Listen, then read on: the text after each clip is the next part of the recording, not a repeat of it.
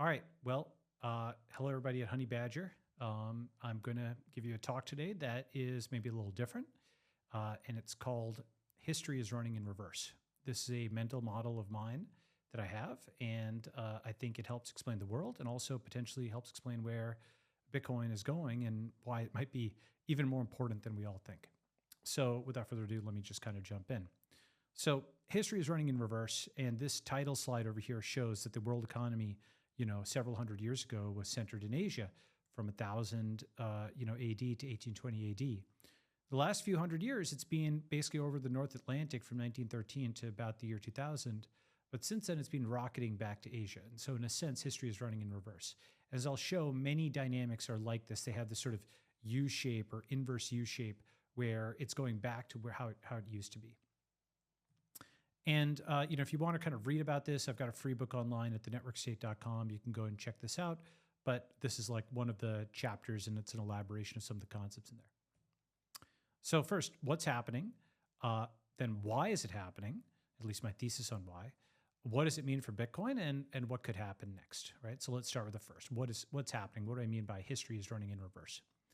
So the way I think about things is many events that were happening in the past are happening again today, except with often the opposite outcome or like a change in sign.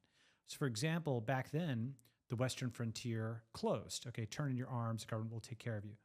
But in 1991, the internet frontier reopened, and now you could go and homestead on the internet, get a domain name, and start doing things.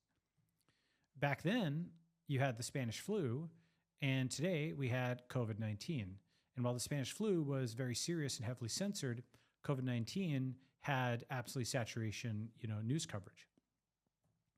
Back then, you had the captains of industry and, so-called robber barons and so on. Today, you had the tech founders, okay? And, you've kind of have a very similar sort of dynamic of an individual that's able to build a massive business and acquire a lot of wealth. Back then, the journalists actually defeated the tech founders. They attacked them. They slandered them.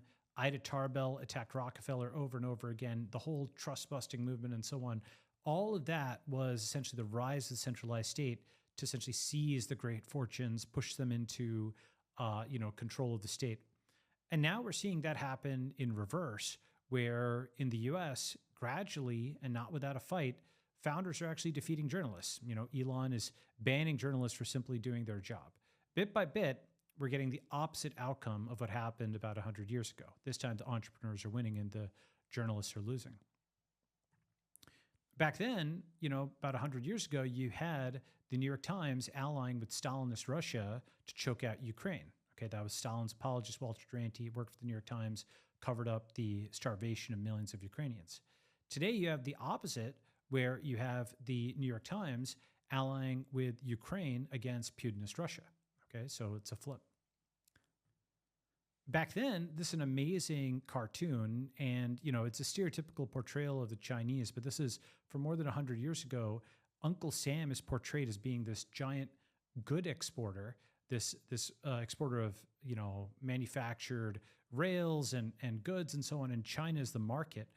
And now today, that's totally in reverse. It's China that is the exporter of goods, and it's the US that's a market. Back then, Russia was a senior partner to China. It was Stalin who was a senior partner and Mao was the junior partner. But today it's in reverse. It's now Putin that's the junior partner and Xi, of China, who's the senior partner. So China is now the senior partner to Russia. Back then, you had a British ancestry man running India, and today you have an Indian ancestry man running the UK. And, these are like very surprising reversals over, a 60, 70, 80, 90, 100-year period. And we can actually see this quantitatively. I've given a bunch of qualitative examples, but quantitatively, back then, the West dominated GDP. If you go further back, Asia did. Now history is running in reverse, and now most of the GDP is going to Asia and more generally the BRICS. Back then, you had actually very low rates of taxation, in the early 1900s. And then all of these taxes rose, and then they've fallen again since then. So you have like an inverse U shape, especially with the defeat of communism and so on. So taxation has risen and then fallen. back then you had actually huge fortunes in individual hands. And then with the centralized century of the compacting of the entire base so that you basically couldn't get rich, you couldn't found a business. All of the entrepreneurs were basically had their fortunes seized or stolen or taxed away, and only old money existed. It was very hard to have new money. And now we're kind of returning back to that state where anybody could found something and build something. And that's normally portrayed as negative, but really what it is, it's a reversion to what it used to be before the centralized century. Back then, America was 10x China's steel production. This is only back in the 70s over here, where the US was about 10x China's steel production.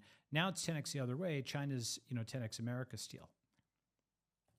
Back then, America was ideologically unified, and these are Democrat and Republican congressmen that are voting together on the same bill.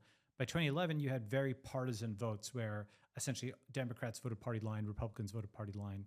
And you see this, I'll return to this point, America's ideologically disintegrating when in mid-century it was very, very unified.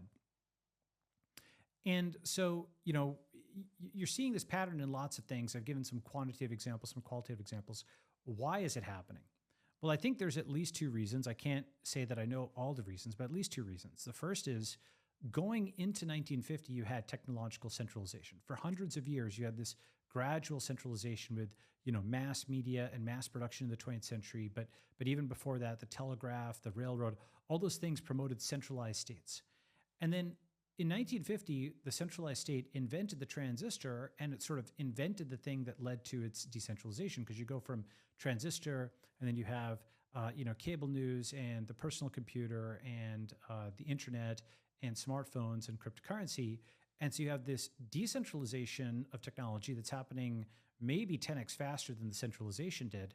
And so in this graphic over here, all of these devices are now in a smartphone, which is really the opposite of this over here, where all these people are making, one device, right? So you have this massive technological decentralization. And the other thing you have is essentially a political flip. And it would take me a while to kind of go into every aspect of this figure. But essentially in 1988, it was very obvious that the economic left was the Soviet Union and the economic right was Reagan's America. But now you have the US is on the cultural left, and you have Putin's Russia and Xi's China on the cultural right. And there's been like kind of a flipping of the world, even if this isn't as explicit as communism versus capitalism. On the cultural axis, I think there's been an inversion. And broadly speaking, the West is more to the left and BRICS is more to the right culturally. And so because of this, these are some of the dynamics, going from centralization to decentralization, a left to right inversion. These are some of the reasons for the flip. Now, what does all this mean for Bitcoin? It's a Bitcoin conference. What is the impact here? Well, Bitcoin's a very important part of all this. And the thing to understand is that centralization was all really one piece. It's, the same thing that led to the rise of the Fed is what led to the rise of the SEC, Theodore Roosevelt and Woodrow Wilson and FDR and the gold seizures and the alphabet soup that led to the ultimate alphabet, characters of war. It's all one piece, basically centralized state control over the economy. And in fact, the guys who set up the SEC, like Rex Tugwell, the reason they did it was so that the allocation of capital in the economy could be placed under federal control. The first step would be to limit self-allocation. So the same principle behind the SEC is behind the Fed. The government wanted to take away people's ability to allocate capital on their own for your own good, of course, right? The same FDR who did the gold seizure set up the SEC, so it's all of one root. And, Keynesianism, you can kind of think about it as communism light, because, communism, of course, you have the guards who will go and, shoot you or cart you off to a gulag and steal your farm and call that collectivization. They would steal all your property at once. But what the Keynesians do is they steal like 97% of it over time invisibly. Okay, so it's like communism light. It's like communism for wimps. They steal, but they do so for the state in a way that's less likely to arouse a reaction. It's the difference between a lion who you can see coming and you fight off and you get your adrenaline up, and a mosquito that just sucks your blood. I mean, camouflage has evolved many times in the animal kingdom. It's also evolved at the level of ideologies to take your money. And the thing about this is centralization is one piece, and fiat funded these wars. There were no giant wars without conscription, taxation, inflation, centralization. World War II was actually the first time that a major war was fought, before the money ran out because they could seize all the money. Okay. So all of this centralization was of one piece, and Bitcoin is a pretty important part because decentralization is reversing those pieces. So you don't just get the same world, but with Bitcoin. Bitcoin, if it wins, completely changes the world because it changes the ability of centralized states to do what they've been doing. And, so these are some of the things that are relevant to Bitcoin. Basically, back in the day, you had private banking. Today, you have the rise of cryptocurrencies. Back in the day, there was a populist left movement against gold, which was William Jennings Bryan's cross of gold speech. He said, you can't, give us gold because gold will mean that the government, is constrained in its spending and it needs to be able to spend. And now we have a populist libertarian or libertarian right movement for gold that's saying the government is spending too much. It's taking away our purchasing power. We need to stop it, right? So another very important inversion. Back in the 1930s, you had the brain trust entering DC, and now you have the federal brain drain, where people who were smart are leaving the federal government and joining tech or finance or starting companies. Back then, there was a huge set of court battles, and the feds generally won in court, and now they're starting to lose a lot of these court battles, okay? So all of that centralization, that arc up was one piece, and the decentralization is one piece. You could start to see them cohering because the financial component is a very important component. And so put all that together, what could happen next? Now, what I've described is what has happened. This is, of course, speculative, but here's one possible model. The thing is that the banking crisis, from earlier this year with the collapse of those U.S. banks, a $200 billion bank doesn't go to zero overnight with no notice, just out of nowhere. What happened was all these banks bought bonds. Those bonds are underwater in a massive way. And this is a graph from the FDIC itself showing the scale of unrealized losses across banks. And one bank alone, Bank of America, has a $100 billion paper loss. This is from the Financial Times. They're basically like, somebody who's saying it's not a loss till you sell, bro. Okay. This unrealized loss over here is $100 billion, and they're pretending they're solvent. But if somebody actually comes looking for the money, they've got a $100 billion loss in their books, and that's just one, quote, too big to fail bank. So major banks have major losses, and central banks have major losses too. The Bundesbank, Germany's central bank, may need recapitalization to cover bond buying losses. This is an insane headline. It's saying the central bank of Germany is out of money because it bought bonds. But wait a second, I thought bonds were supposed to be safe. Are you telling me that bonds cause losses on such a scale that the fifth largest economy in the world, its central bank, needs recapitalization? This is like the Milton Friedman joke about how if communists ran, the Sahara Desert, they'd run out of sand. Well, the Keynesians have a central bank that's run out of money, okay? And so these are insane headlines, which are kind of in financialese, so they don't get the attention that they should. But when the central bank of Germany is saying it's out of money, and it's kind of denying this, and then the auditors are saying it's actually true. But you start poking into these headlines, you're like, actually, the banks are out of money, and that's actually not going to be good. Eventually, it could be, people have talked about how, the whole SVB thing was a Bear Stearns and there's going to be a Lehman moment. I think that's probably right, though exactly how it materializes, who knows, okay?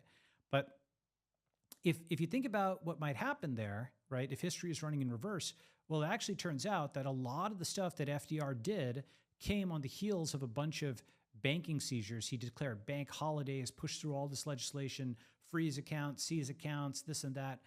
And, Fitch, for example, is warning it may be forced to downgrade dozens of banks, including JPMC, which is supposed to be, the most, elite American bank. And this would cause a catalyzing effect. Go and look at their things. They're signaling this. They just downgraded the USA itself. So downgrading JPMC is less of a step than doing that. So we could have a banking collapse similar to what happened in the 1930s. And if that happens, well, back then we had the Great Depression. Right now, arguably, we're in the middle of the Great Inflation. There's a lot of people on TikTok, on Twitter, et cetera, that are just posting analyses. They're saying, how are people even living now, especially in places like Canada or so on? Like, you do out the math and, suddenly rent is 49% of your budget rather than 21% in just 4 years. So astronomical rise in housing prices and other things. And CPI doesn't fully capture this. And when people say, quote, inflation is down, that's like saying interest rates are down, but the compounding is still there. So the actual individual cost, it's more than just a few percent. People are talking about double-digit impacts depending on where they are. So from the Great Depression, are we in the middle of the Great Inflation at the early stages? And if we are, back in the day, we had gold vertical against fiat. We already see digital gold going vertical against fiat. It's risen several orders of magnitude over the last decade. Does it have another one or two to go? If so, if Bitcoin does hit 100,000 or a million, I don't think it's going to just be received as, okay, great, the price went up. I think that it may accompany some bad macroeconomic events. And if in the 1930s, those economic events were accompanied by an attempted successful gold seizure, I think this set of economic events that's coming may be accompanied by a failed attempted gold seizure. For example, this is a real headline. Biden administration wants to make it easier to seize crypto without criminal charges. That's a real headline. They're laying the groundwork to try to do this, not just in the U.S., but in other countries, of course. And so the thing is, of course, there'll be resistance to such seizure, and that resistance is at least part, not entirely, but in part on partisan lines. For example, within the U.S., Texas has the right to hold Bitcoin shall not be infringed. State senator attracting Bitcoin miners to Oklahoma. DeSantis in Florida says Bitcoin represents a threat to the current regime. The right to hold Bitcoin shall not be infringed is definitely something that's burgeoning there. And so the existing political divisions are pretty important in terms of thinking about if history repeats, if they try a gold seizure again after a bank collapse, then political divisions really matter because those groups that resist it will be important. And the thing about it is, within the US and also within other Western countries, but especially in the US, the digital separation is actually already here between these two parties. At the leadership level, Democrats and Republicans don't vote together anymore. They vote straight party line. And at the level of the public, this is what it was in 2017, where, a totally different data set. This is Twitter, blues over here, reds over here. They don't really follow or interact with each other.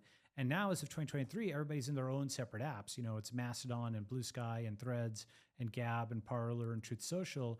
And so you're at the point of totally separate apps. And so that people have already separated mentally. They're in a different society mentally. They just haven't printed it out offline. It's like you've done it online, you've written your Google Doc, you hit print, and then you materialize it offline. You're in separate societies online, only a matter of time before that happens offline. In fact, it's already happening. Red states are getting redder, blue ones bluer. You have people who are, the so-called big sort has been happening for more than 15 years, and people are fleeing blue states to red states. You're having this great migration, this great sorting, this great partitioning happening. And if you put all this together, put all these pieces together, maybe this is how it all comes apart. Basically, if we take one more historical analogy, back in the day, there was the partition of India, right, in the 1940s. Many people don't know about this, but essentially India was one entity. But then when the British left, when the federal government basically just vanished, it was partitioned into India and Pakistan. And it wasn't a civil war. It was basically mob on mob kind of violence and people just kind of running across the board in this sort of chaotic way. And these kind of borders didn't make any sense in the sense that why would you put Pakistan on this side and on this side? It didn't make any sense except from history and culture as to where Hindus and Muslims had settled. And I can't help but look at the map of the US and see an echo of that with the blue states in the West and the East, kind of like East and West, West and East Pakistan. And to think, American partition may be actually more likely a scenario than civil war in the sense of something more like BLM, but the right is shooting back, some kind of disorganized mob-like scenario on both sides, some combination of BLM and Jan 6 in lots of different states where some states are attempting Bitcoin seizures and others are declaring Bitcoin sanctuaries. The right to hold Bitcoin shall not be infringed. The thing to understand about this, the reason I'm saying this is when you understand that full arc, that history is running in reverse and lots of things are happening this way. The gold seizure that FDR did wasn't some side event. This is a quote from an article there. The number of articles devoted to the gold seizure more closely resembles that of historic moments like the moon landing or 9/11 than even Roe versus Wade. Okay. So it wasn't a typical Supreme Court decision. The gold seizure was at the level of 9/11. This whole book is kind of about that American default. You can read about it. This was like a key moment in building the centralized states of the 20th century. And it was a huge, huge thing. It's being forgotten today. But if we replay that, and if we replay, just like, like Spanish flu was forgotten and then we kind of replayed it.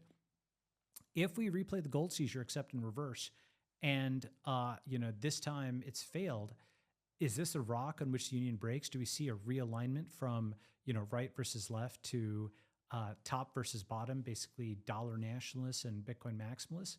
I think that's very possible. I think that is kind of how things are vectoring. I think this is the kind of thing on which things could break up. Those states that allow you to hold Bitcoin, will remain financially solvent in the event of some serious 2008 level thing or worse. And those that don't will try to seize the money. So I don't know what comes next. We don't know what comes next. This is one thesis. I may be wrong. But if history is running in reverse, our future is a mirror of our past. So thank you. That's a talk. And if you're interested in more, there's actually a conference in Amsterdam, October 30th, thenetworkstate.com/conference. So thank you very much, and I'll take questions.